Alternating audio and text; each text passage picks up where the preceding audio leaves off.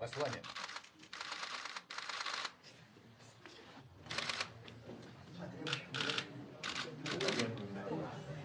You're the Hello, here over there. Thank you. Thank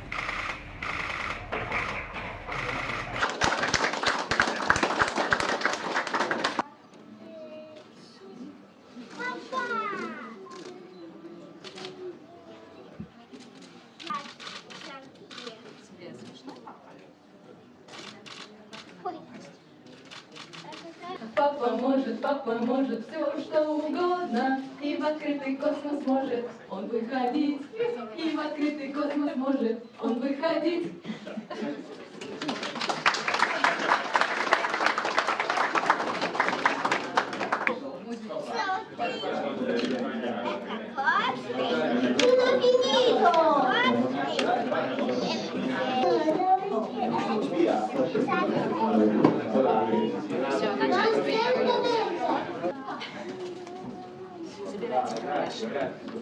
Grazie alla persona che mi avete cantato.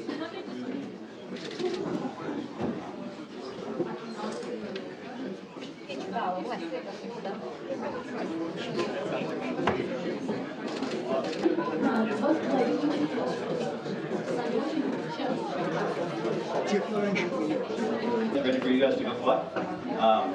We're excited about this mission. It's a pretty exciting one coming forward. We'll take care of you here at home. Take care of everything back here. Look forward to you coming home. Successful mission, good flight. See you when you get back. Thank you. Specialists on the ground are prepared and ready to support your flight. Have a great flight, enjoy space station, and take good care of the hardware. Thanks, sir.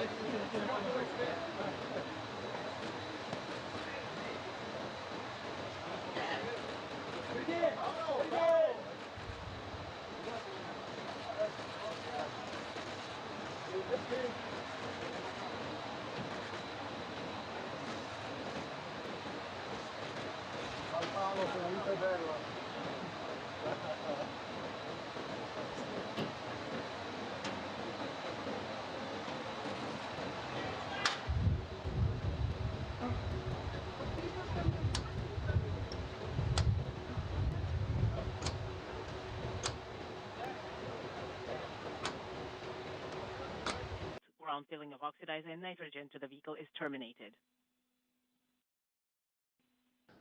So the vehicle now on internal power, and you can see that first umbilical breaking away. And then when we see the second umbilical depart, you'll know it's 15 seconds away from the liftoff.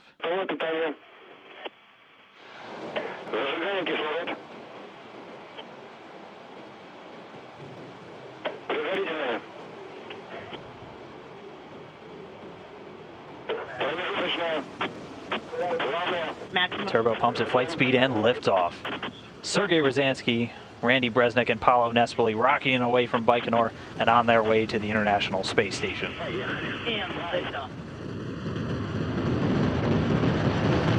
See the very bright first stage engines cutting across the night sky there in Baikonur. 20 seconds into flight, all systems are getting reports, everything running nominally or normally for the first stage, so getting good first stage performance so far. Soyuz delivering about 930,000 pounds of thrust with those 4 boosters and the single core engine. Is nominal. They're going to be burning liquid fuel for the first 2 minutes and 6 seconds of the flight.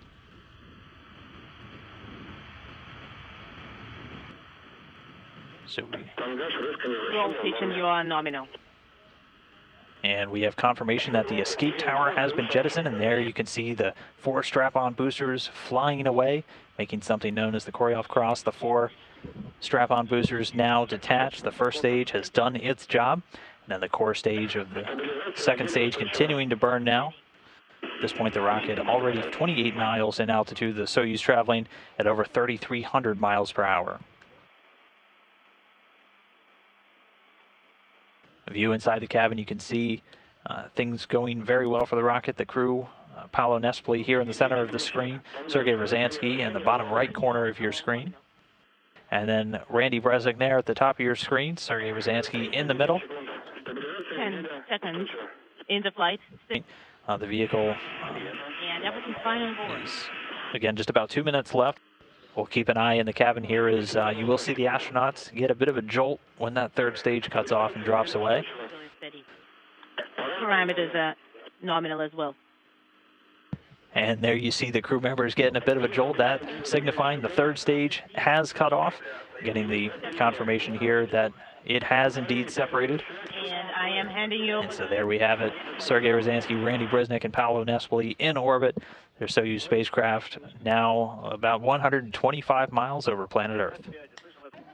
Robert Lightfoot, NASA's acting administrator. Sir, your first launch in Baikonur, can't ask for much more. Your impressions as you saw this multinational crew take off to restore the station to a full 6-person capability. Well, what an exciting day, Rob. It was just amazing to see the teams work this afternoon as we got to go out to the pad with the crew. And then to see this liftoff, what a spectacular view we had. The International Space Station flies over about 4 minutes before launch. That didn't get your heart racing.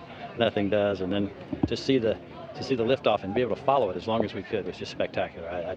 There's nothing like seeing a human space flight. And we got to see our crews go today, and just looking forward to the mission they're gonna have. You know, we're just a little over 42 years past Apollo Soyuz, 60th anniversary of Sputnik coming up. International cooperation has come a long way since those early days. Your thoughts on the criticality of extending that international cooperation for future human spaceflight? Yeah, I've said all along, Rob, I think the important thing for us is that this is going to be a global endeavor. This journey of exploration that we're on, whether we're going to the moon, to Mars, wherever we go, it's going to be an international global engagement. And I think that's one thing that NASA can help bring together with our partners here like Roscosmos and ESA. We need those partners to make the big milestones we want to make, the big discoveries we want to make. And I think that'll be just part of the International Space Station has made that part of our fabric from here on out. I think all exploration will be global in nature. Kirk Shireman, International Space Station Program Manager as well. If you had to grade this one, Kirk, as launches go, hard to beat this for a grade. It was incredible. What a beautiful day, great time of day to see the launch. You could see it longer than I've ever seen a Soyuz launch, and you could see the separation. It was just spectacular, one of the best I've ever seen. You know, it always strikes me that they mate this vehicle 3 days ago, they roll it out 2 days ago, and boom, here, a crew is en route to the station.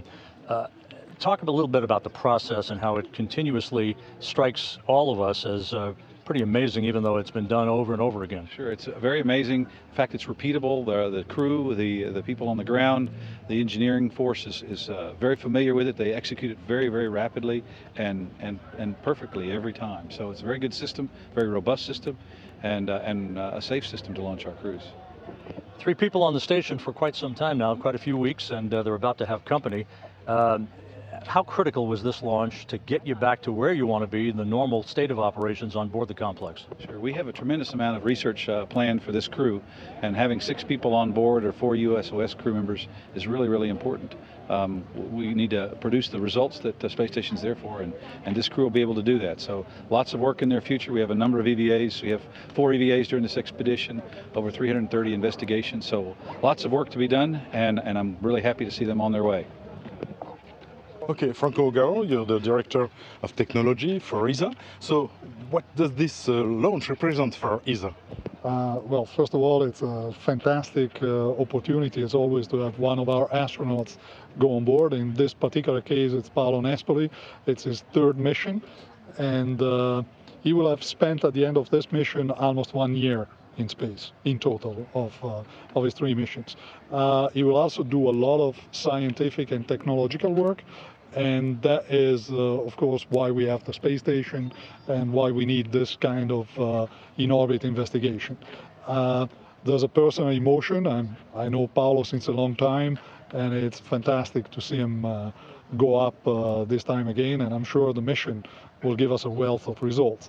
It's also a symbol of the international cooperation, the fantastic job the Russians have done in sending him up, the good work we do with NASA, and in particular for this mission, the close cooperation with ASI, because this is a NASA-ASI mission for which we have the opportunity to launch our astronauts. So that's fantastic. And well, ISS is in fact the step towards something else, something more.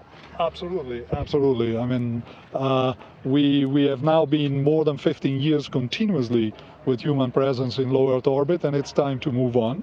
And I think there again, international cooperation is very important. We are working on the Orion mission with our NASA colleagues, and it's quite significant that we mature to a point where NASA is entrusting us with the service module, the famous one that failed on Apollo 13. Well, we're making that for the Orion, which will be the first time astronauts go back to the moon.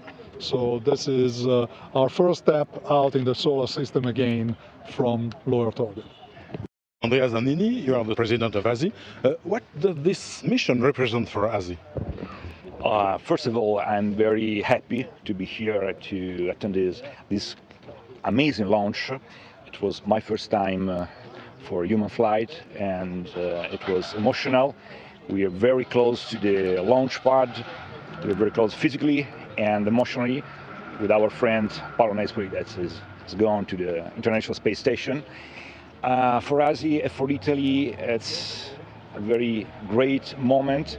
Remember that 25 years ago, our astronaut Malerba was the first Italian in orbit. So it's a very important day for us. And I would like to add that the flight of Malerba started a strong cooperation, a strong partnership with NASA. Then I would like to remember our participation with ESA. We are a member that founded ESA, and it's a kind of great collaboration with the Roscosmos and other partners. Space really represents a kind of model of international cooperation. We think that the very important job that Paolo will do with his colleague in the International Space Station it's some little piece of the future of humanity we are building.